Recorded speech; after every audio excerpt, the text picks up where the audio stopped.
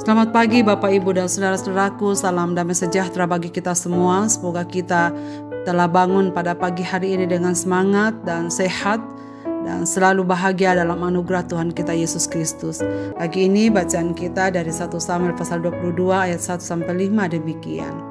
Lalu Daud pergi dari sana dan melarikan diri ke gua Adulam. Ketika saudara-saudaranya dan seluruh keluarganya mendengar hal itu, pergilah mereka ke sana mendapatkan dia. Berhimpunlah juga kepadanya setiap orang yang dalam kesukaran, setiap orang yang dikejar-kejar tukang piutang, setiap orang yang sakit hati, maka ia menjadi pemimpin mereka.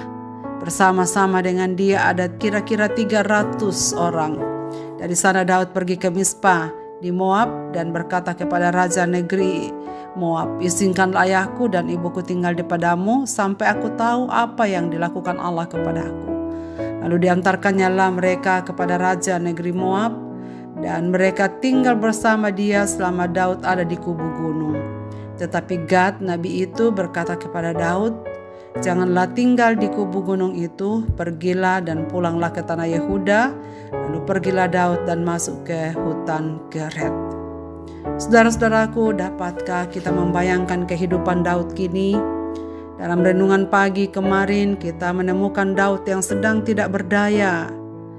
Dari kehidupan yang dipuja-puji karena mengalahkan musuh berlaksa-laksa, kini berubah menjadi Daud yang kehilangan pekerjaan, kehilangan istri, rumah, penasehat, sahabat karib, dan akhirnya harga dirinya. Berpura-pura gila, menggores-gores pintu gerbang sebagai sesuatu yang dilakukan agar Daud keluar dari Gad. Lalu dari Gad ia pergi melarikan diri ke gua Adulam. Tempat ketiga ini yang dihuni Daud dalam pelariannya. Di sini ia mendirikan markasnya, menyambut saudara-saudaranya, menghimpun prajuritnya, dan orang-orang yang sedang dalam kesukaran. Namun gua tetaplah gua, tempat Daud merasakan kesepian yang luar biasa. Gua adalah tempat yang sepi dan terpencil. Saudara, tapi menarik sekali apa yang dikerjakan Daud di sini. Daud tidak berhenti hanya mengasihani diri sendiri, meratapi nasibnya dan marah terhadap diri dan orang lain. Ia mengambil waktu untuk memperhatikan saudara-saudaranya. Seluruh kerabatnya mengikuti dia, termasuk kedua orang tuanya yang sudah lansia. Saudara sekalian, apa yang dilakukan Daud terhadap kedua orang tuanya sangat menarik. Bahwa Daud tetap memberikan perhatian yang cukup bagi seluruh anggota keluarganya. Ia tidak meremehkan keluarganya dan menunggu waktu baik untuk menolong mereka. Daud tak ingin kedua orang tuanya tetap tinggal bersamanya dalam pelarian di usia mereka yang sudah tua. Dan karena itu Daud menitipkannya kepada kenalannya di Moab dan berjanji bahwa ketika perubahan Tuhan membuatkan sesuatu baginya, ia akan menjemput kembali kedua orang tuanya. Saudara-saudaraku, menarik sekali dari apa yang dialami oleh Daud. Sampai di sini kita belajar beberapa hal. Bahwa ternyata melihat lebih jauh dari kesulitan, penderitaan, dan sakit hati kita sendiri melampaui daripada hanya merenungi dan meratapinya. Mari saudara sekalian kita usir jauh-jauh perasaan mengasihani diri, dan mari belajar peka untuk memberikan belas kasihan kepada orang lain. Sekiranya Tuhan beranugerah, biarlah Dia mengizinkan kita berbagi dan menjadi saluran berkat serta penghiburan bagi mereka-mereka yang terluntah. Mungkin Tuhan inginkan kita mengalami hal-hal yang menderita supaya kita punya pengalaman yang kuat untuk memberikan pertolongan kepada orang-orang yang sedang bergumul dengan penderitaan mereka. Saudara, semakin kita menenggelamkan diri dalam pergumulan dan kesulitan orang lain, semakin kita memperoleh kekuatan untuk menghadapi kesulitan itu sendiri. Dan Tuhan mengizinkan segala sesuatu sebenarnya terjadi dalam hidup kita karena Ia ingin kita membereskan kehidupan pribadi kita. Ia sedang mengerjakan iman kita. Ia sedang mengerjakan rohani kita supaya semakin kuat berdiri teguh di dalam Dia. Saudara, mari kita lihat bahwa dalam penderitaan, Daud selalu memenuhi kewajibannya terhadap orang-orang terdekatnya. Daud mengingat orang tuanya. Daud tidak menunggu senang baru memberi perhatian kepada orang tua. dalam keadaan susah dan terjepit sekalipun, Daud tetaplah seorang anak yang mengabdi kepada orang tua. Saudaraku, dalam prinsip ini kita belajar, apakah kita juga tetap memberikan perhatian kepada orang tua? Sudahkah kita memberikan perhatian kepada sanak saudara kita terhadap orang-orang yang sedang menderita dan membutuhkan pertolongan?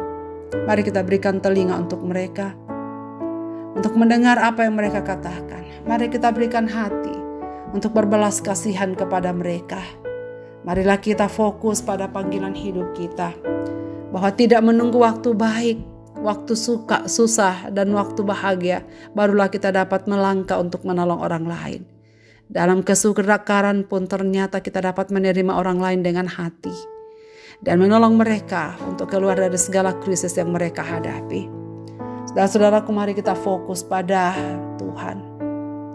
Fokus pada Tuhan yang baik, yang akan menolong kita keluar dari segenap permasalahan yang kita hadapi pada waktunya. Karena itu saudara, bagian kita seperti Daud adalah dalam segala kesukarannya, ia juga tetap mengingat Tuhan dan menghadirkannya dalam kehidupan ini. Kiranya Tuhan menolong kita saudara sekalian untuk belajar seperti Daud, yang melibatkan Dia dalam segala hal, dalam apapun yang terjadi dalam hidup kita. Marilah kita berdoa. Bapa di sorga, Bapa di dalam nama Tuhan Yesus, terima kasih karena Engkau memberikan kami prinsip firman hidup di pagi ini.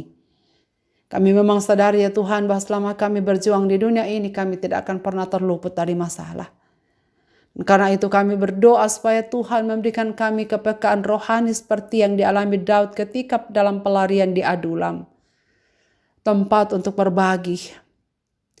Walaupun dalam keadaan yang sulit, tetapi tetap kita bisa membantu orang lain. Tetap kami bisa untuk membantu saudara-saudara kami. Dan kami berdoa supaya Roh Kudus yang akan menolong kami, agar tugas tanggung jawab kami ini dapat kami lakukan dengan baik. Ya Bapa di dalam sorga, ke dalam tangan kasih-Mu kami serahkan hidup kami. Segenap sahabat renungan pagi dimanapun mereka berada, yang selalu setia mendengarkan renungan pagi. Berkatilah hidup mereka ya Tuhan, biarlah mereka mengalami pertumbuhan di dalamnya.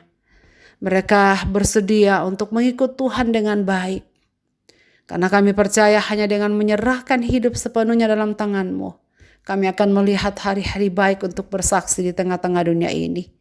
Apapun yang sedang dihadapi oleh umat-umat-Mu ya Bapa, berkatilah supaya mereka juga tetap setia mengiring Tuhan dan tetap bisa berbagi hidup bagi mereka yang membutuhkan. Kiranya Tuhan memberkati kami dalam aktivitas kami sepanjang hari ini. Dalam nama Yesus Kristus kami berseru kepadamu Bapa. Amin. Selamat beraktivitas Bapak, Ibu, dan saudara-saudaraku. Tuhan Yesus memberkati kita sekalian.